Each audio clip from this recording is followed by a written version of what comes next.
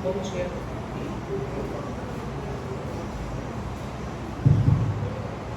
Bom dia a todos. Paz do Senhor. Os irmãos estão aí fora, vamos entrar para a aula. Sejam bem-vindos.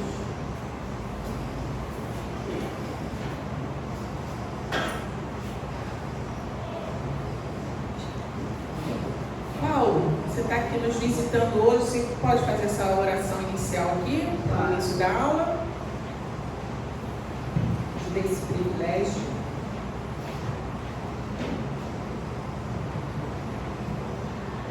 Senhor, meu Deus, nosso Pai, mais uma vez te agradeço por poder estar na tua casa, livre tão humilde, assistir esse culto maravilhoso.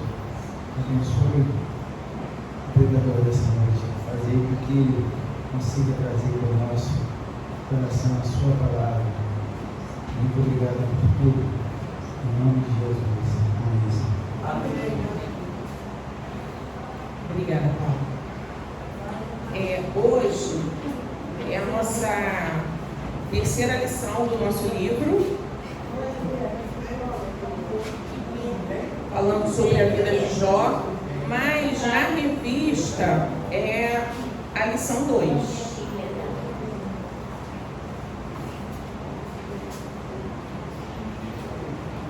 Alguém não tem revista? Alguém está sem revistinha? Arthur, você pode pegar para o Paulo, por favor, para ele acompanhar?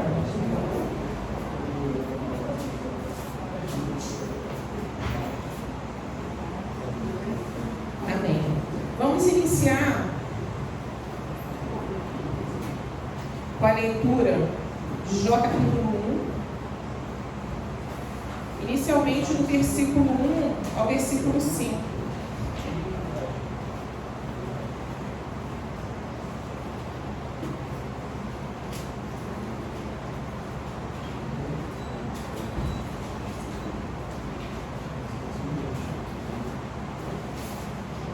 Amém?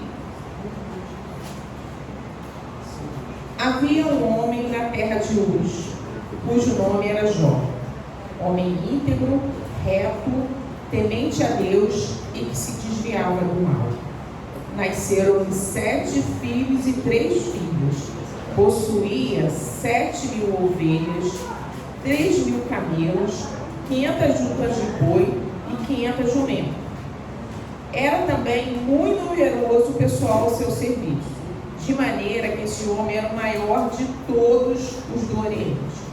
Seus filhos iam à casa um dos outros e faziam banquetes, cada um por sua vez, e mandavam convidar as suas 3 irmãs a comerem e beberem com eles. Decorrido o turno de dias de seus banquetes, chamava Jó os seus filhos e os santificava. Levantava-se de madrugada e oferecia holocausto segundo o número de todos eles, pois dizia: talvez tenham pecado os meus filhos e blasfemado contra Deus em seu coração. Assim fazia Jó continuamente. Era de vez em quando? Continuamente. A continuidade naquilo que ele fazia em relação a Deus. Então, hoje nós vamos iniciar aqui, seguindo o roteirinho da revista. Primeiro, para saber quem era Jó. Quem era Jó? Jó fazia parte do povo de Israel? Sim, não, talvez. Fazia parte, não fazia? Tânia? Amém. Então vamos lá. Primeiro vamos falar sobre o significado do seu nome. Há duas possibilidades. Inicialmente fala que o nome Jó indica alguém afastado, separado da aliança ou até mesmo perseguido. Se o significado do nome dele é separado da aliança, ele faz parte do povo da aliança? Da nação de Israel? na nação de Israel ele não fazia parte, mas o povo da aliança de Deus, como nós somos também, ele sim, com certeza. No entanto, isso não corresponde ao que lemos sobre Jó. Então, a outra possibilidade deriva das línguas dos antigos povos de Canaã, que seria onde está o Pai, indicando uma invocação da presença divina. Então, existem essas duas possibilidades acerca do nome, né, do significado do nome Jó. E Jó, ele não fazia parte do povo de Israel, ele era um gentio. Mas se nós vamos ver o que o texto bíblico fala acerca de Jó, ele diz o quê? A gente tem que... Vamos lá, voltar para o capítulo 1. Ele diz que ele era, a Bíblia, né, a palavra de Deus fala que ele era um homem íntegro, reto, temente a Deus e que se desviava do mal. Vamos repetir? Jó era um homem íntegro, reto, temente a Deus e que se desviava do mal. Gente, olhem as características deste homem. E a gente trazendo isso para a nossa vida. E outra referência que a revista faz acerca sobre Jó, né, de onde ele vem, a Bíblia não menciona. Quando nós vemos os amigos de Jó chegando, todos eles falam de onde ele vem, né, dos seus amigos. A gente vai lá em Jó 2, capítulo 2.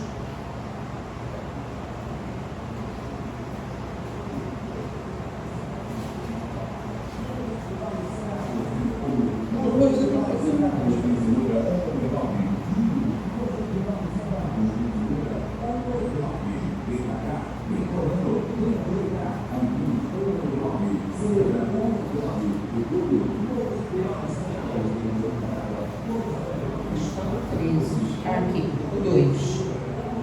A partir do 11, diz assim: ouvindo, pois, 3 amigos de Jó, todo este mal que lhe sobrevieram, chegaram cada um do seu lugar. Ele faz o Temanita, Bildade, o Suíta, e Zofar, o Naamanita. Então, nós não vemos a Bíblia mencionando de onde veio Jó, quem são os seus pais. Da mesma forma como a Bíblia menciona Melquisedeque. Melquisedeque, ele é reconhecido como o quê? Rei de Salém e sacerdote do Deus Altíssimo. Então, somente isso que a Bíblia fala sobre Melquisedeque. E de igual modo, Jó, nós não conhecemos a sua ascendência, não sabemos quem são os seus pais, a Bíblia só menciona que ele era o quê? Havia um homem na terra de Uz. Na terra, não diz que ele é da terra de Uz. Fala que ele morava na terra de Uz, mas não diz de onde ele vem. Ele não fala de quem Jó é descendente.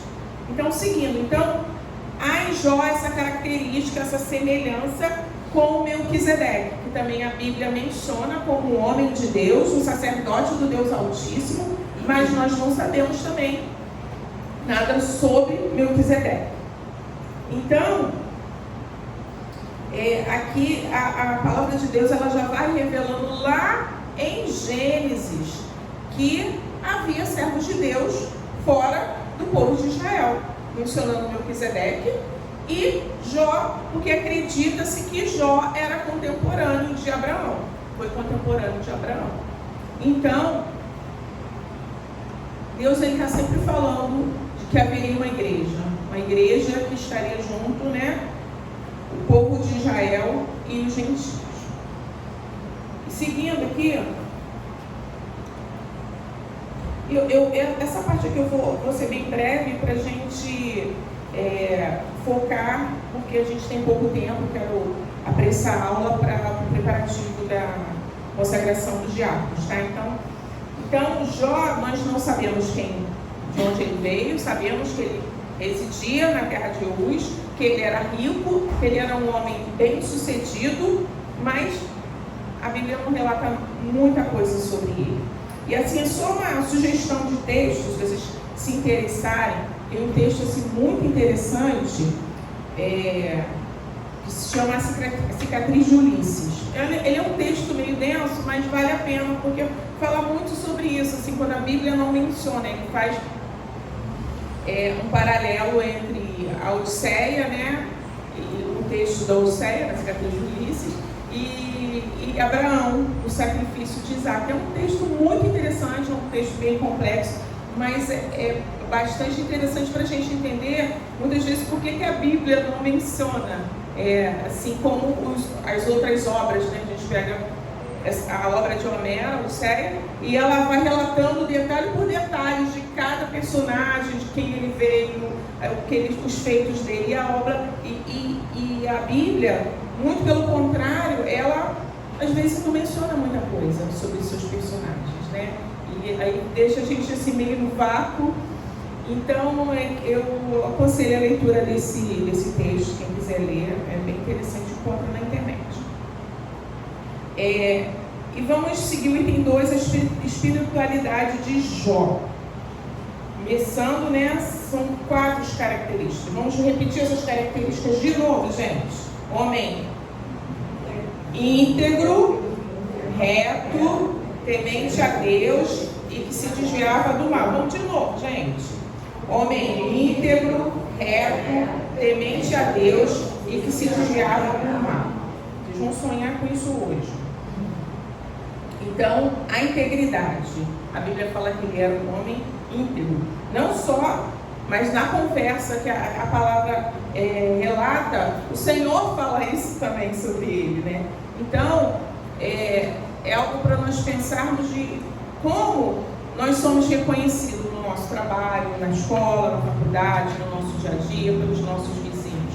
Como que as pessoas falam de nós? O que as pessoas falam de nós? Será que as pessoas falam de nós? Não.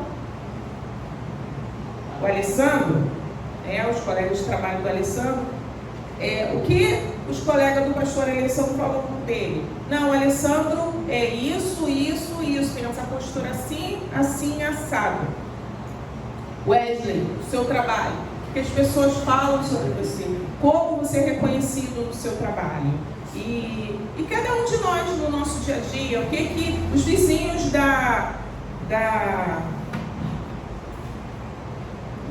Soninha falam sobre você? Soninha, o que os seus vizinhos falam sobre você? Não é verdade? Então, os vizinhos da Alba, os parentes da Alba, o que eles falam? Então, gente, nós temos que refletir sobre isso, sobre essas características de Jó, que era um homem íntegro, reto, temente a Deus e que se desviava do mal. Então vamos ver a integridade de Jó. A integridade fala sobre inteireza, ser inteiro, ser inteiramente do Senhor. Nós não podemos ser mais ou menos do Senhor, um pouquinho do Senhor, não. Nós temos que ser o quê? Inteiros de Deus, totalmente de Deus, porque eu queria tanto ler esses textos bíblicos, gente, cada um assim, muito bom, e gostaria mesmo, sabe, gente, vocês lessem a revistinha durante a semana, que vocês lessem cada referência bíblica, porque assim, ela complementa bastante o texto. Então, Jesus, ele criticava aqueles que falavam, mas não praticavam. Nós vamos ver isso o tempo todo, a Bíblia falando que você não pode ter 2 palavras, que você tem que ter um comportamento, o mesmo comportamento que você tem na igreja, fora da igreja você tem que ter um comportamento muito melhor do que nós temos aqui. A comunhão, a gentileza, né? No nosso dia a dia, às vezes a gente não é tão gentil, a gente não é tão paciente, não é verdade? Então, precisamos ser inteiros, tanto aqui na casa do Senhor, na comunhão com a igreja, mas principalmente lá fora, porque não são as nossas palavras que convertem santo, o que acontece? São as nossas práticas, eles vão observar as nossas práticas, né? E a retidão de Jó. A retidão é ser aquele que não está nos caminhos tortuosos, né? Indo para lá, indo para cá, é reto, é essa a minha posição, é isso que eu creio, não é qualquer coisa, qualquer ideologia, qualquer situação que se apresenta diante de nós que a gente vai, não, é isso, mas, né? No entanto, pode ser assim, não. A palavra de Deus fala que nós precisamos ser retos, seguir numa linha, sem se desviar do mal, sem se desviar do seu propósito enquanto cristão.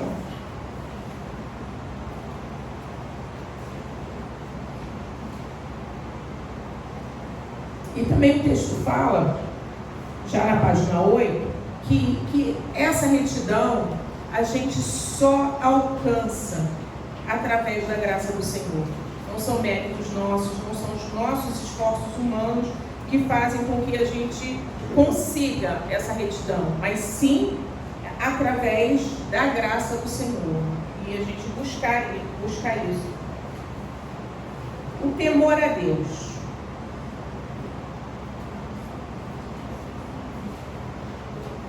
Muitas vezes, esse temor, principalmente por quem não conhece a palavra de Deus, ele é confundido com medo. E a gente escuta muito as pessoas julgarem o povo de Deus, a igreja, como: vocês creem num Deus que condena, vocês têm medo, um Deus que causa medo. E é exatamente o contrário. O temor do Senhor é algo que nos traz paz, é algo que nos deixa mais próximo de Deus. Não é terror, não é terrorismo, não é um Deus que como eles falam, né, a forma como eles compreendem o nosso temor a Deus, né, a forma como nós não fazemos porque nós não queremos envergonhar o Senhor, nós não fazemos porque o Espírito Santo nos leva a uma vida de retidão, a uma vida íntegra, inteira, e uma vida que teme ao Senhor. Então, e a palavra Provérbios, ele já começa falando que o princípio da sabedoria é o temor ao Senhor. Se você se considera sábio, se você quer ser sábio, o princípio dessa sabedoria é o temor do Senhor. Então, um homem sábio, ele vai temer o Senhor, ele vai observar a palavra de Deus, aquilo que a palavra de Deus diz sobre nós e sobre o Senhor, e trazer isso. E lá no último parágrafo da primeira linha, fala uma coisa assim, muito interessante, que diz assim: aquele que verdadeiramente teme a Deus, sabe que prestará contas dos seus atos a Ele. Menciona Mateus 18, 23 e 25, 19. E por isso, esforça-se para manter-se fiel e obediente aos seus mandamentos, tendo consciência de que Deus examina o coração e a mente. Nós sabemos que nós temos um Deus. E o próprio Espírito Santo, nós somos templo do Espírito Santo. Não há como você ser um crente fiel, um crente verdadeiro, e você pecar, e o Espírito Santo não te dar aquela puxadinha assim, e trazer à nossa consciência que aquele foi mal, né? Foi mal, eu não deveria ter falado desse jeito, eu não deveria ter agido desse jeito. Então, a diferença desse temor é que nós pecamos sim, como todos os outros, mas há um arrependimento, há uma consciência de que nós vamos prestar contas. E aquilo que nós pecamos e que nós não nos arrependemos, nós vamos prestar conta ao Senhor. Mas nós temos um Espírito Santo que habita em nós e gera em nós esse sentimento de arrependimento genuíno, de transformação, de fiz hoje, mas amanhã eu não estou liberado para fazer de novo. Eu me arrependi, mas amanhã eu vou procurar ser melhor, amanhã eu vou procurar fazer diferente. E que se desvia do mal. Eu estava lendo isso aqui hoje de manhã, eu estava pensando assim, sabe aquele videogame? Que tem alguém atirando e o personagem vai se desviando da bomba, né, do atirador. E é mais ou menos isso. Essa é a nossa realidade, de se desviar do mal. Porque o mundo, o tempo todo, ele vai nos oferecer situações, prazeres,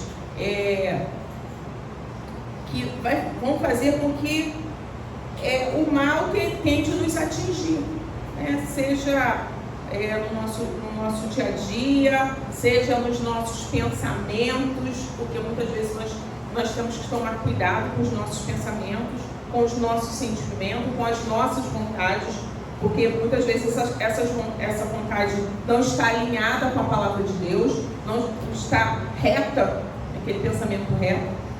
Então, se desviar do mal traz para nós que nós precisamos, nós somos vulneráveis ao pecado. E o que faz com que nós consigamos muitas vezes vencer, outras vezes não, é a palavra de Deus. A Bíblia fala que ele era constante, que a vida de Jó, que suas práticas de pedido de perdão, de orar pela sua família, o sacerdócio dele, era constante. E nós só vamos conseguir nos desviar do mal se a gente tiver uma constância com a leitura da palavra de Deus, com a nossa vida de oração. Essa semana, eu participo de um grupo que nós estamos fazendo uma leitura...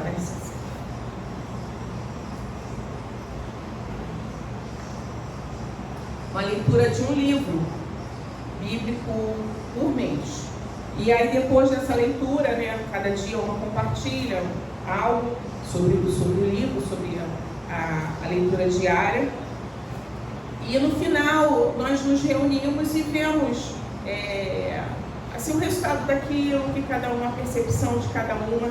E tem sido assim, uma experiência muito enriquecedora, porque eu tenho escutado relatos de mulheres que falavam assim, gente, eu não estava fazendo o meu devocional e a partir dessa proposta eu passei a ter esse hábito.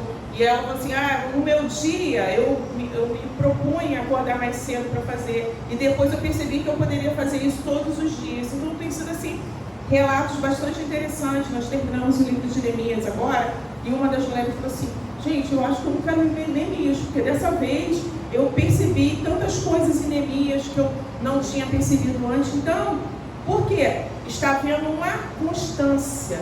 A cada dia a pessoa se propõe a ler aquele texto bíblico, a compartilhar sobre aquele texto. Então nós só vamos conseguir nos desviar do mal se essa constância estiver nas nossas vidas. Porque você leu a palavra te cortou, a palavra te confrontou, você leu aquilo e falou, mas eu não faço dessa forma. Então a palavra ela precisa nos confrontar todos os dias. E o item 3 fala sobre as boas obras de Jó. Ele diz que ele desempenhava o papel do sacerdócio na sua família. E esse, gente, é o papel do homem. O homem precisa exercer esse papel. E a mulher, ela só está autorizada a exercer esse papel quando não há um homem, o seu esposo, cristão. Porque essa coisa assim, a mulher ora muito, quem tem que orar muito, como nós vimos na pregação do bispo, lá no congresso lá de homens, lá em Nova Iguaçu, esse é o papel do homem. O homem precisa ser o líder, o homem precisa entender isso, e nós, como mulheres, precisamos entender isso também, não tomar a frente daquilo que não cabe a nós. Então, Jó sabia que seus filhos, gente, que vida mansa, que os filhos de Jó tinham, Era o homem mais filho do homem mais rico do Oriente. Eles faziam festa, constantemente saíam de uma festa, e um acabava de fazer uma festa que deveria ser por dias, não devia ser um dia de festa, ou 5 horinhas quando a gente vai ali, né, no salão de festa. Não, devia ser festas de vários dias e constantemente. E, gente, você sabe que festa, a pessoa vai beber, a pessoa vai se exceder. Então, quando nós estamos num ambiente com muita facilidade, relaxado, eu não tenho problema com dinheiro, o meu pai é o bambambam, você se relaxa. E muitas vezes nós, quando estamos numa situação um pouco sem lutas, a gente dá aquela relaxada, aí a nossa constância com a palavra de Deus começa a ser menor, a nossa constância de oração começa a ser menor. E Jó, conhecedor de que o homem era pecador e que seus filhos poderiam, e não era uma barganha com Deus, era uma consciência, e ele se colocava na brecha pelos seus filhos, e ele intercedia por eles. Me propus meia hora, não consegui. E aí o livro ele faz essa comparação com Eli. Eli era um sacerdote, ele era um profeta, era um homem de Deus, e os filhos de Eli faziam coisas absurdas que chocavam o povo de Deus. E ainda assim, Eli se fazia de, como o pessoal fala, faz a egípcia, né? Finge que não está vendo. E ele simplesmente, ele se omitia de trazer um conserto para os seus filhos, porque muitas vezes esse tipo de posicionamento é um posicionamento ruim. E muitas vezes você não quer ter o confronto com o pecado dos seus filhos. E Eli não queria fazer isso. E Jó não.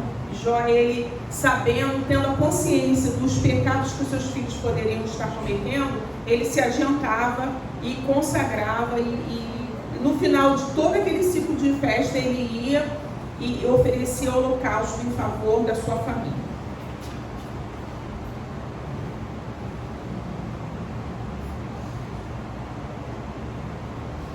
Aqui o texto até fala aqui na página 9, Jó ensinava os seus filhos sobre a santidade de Deus e a necessidade de viver de acordo com sua vontade. Por quê? Jó praticava um exercício de santidade na sua família. E muitas vezes, quando a santidade ela deixa de ser exercida nas nossas casas, a próxima geração pode ser uma geração não tão santa. A próxima geração pode ser, a Bíblia fala, no Salmo acho que 145, que uma geração, né, contará a outra geração os feitos de Deus. E quando a nossa vida não é uma vida de santidade, quando a nossa vida não é uma vida reta, quando a nossa vida não é uma vida de temor a Deus, muitas vezes a próxima geração pode não conhecer o Deus que o pai e a mãe servem. Então, é algo para a gente trazer para a nossa reflexão. Conclusão.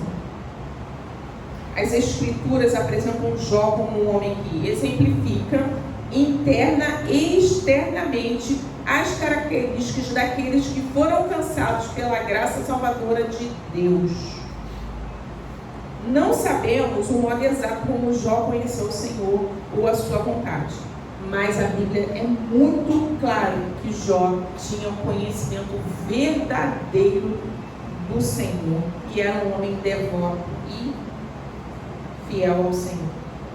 Então, o que nós, como igreja, podemos aplicar sobre essas características e pedir ao Senhor que o Senhor se manifeste em nossas vidas para que a gente possa ser pessoas íntegras, retas, temente a Deus e que se desviam do mal. Isso não é fácil, isso não acontece do dia para a noite. Jó, a Bíblia diz que ele era constante, e nós vemos a constância dos homens e mulheres de Deus que a Bíblia nos mostra, e que isso sirva para nós assim como reflexão, né? Essas características que esse livro traz desse homem. Então vamos levar isso para o nosso dia a dia como prática e não só como palavras. Oremos. Aleluia, Pai. Nós te louvamos, ó Deus, por esse momento, por essa reflexão, por esta aula, por tudo que nós ouvimos, tudo que nós lemos, e te pedimos, ó Deus, perdão pelos nossos pecados. Te pedimos, ó Deus, porque muitas vezes as nossas práticas não condizem com aquilo que a Escritura diz que nós devemos ser. Ó Pai, em nome de Jesus, nos perdoe.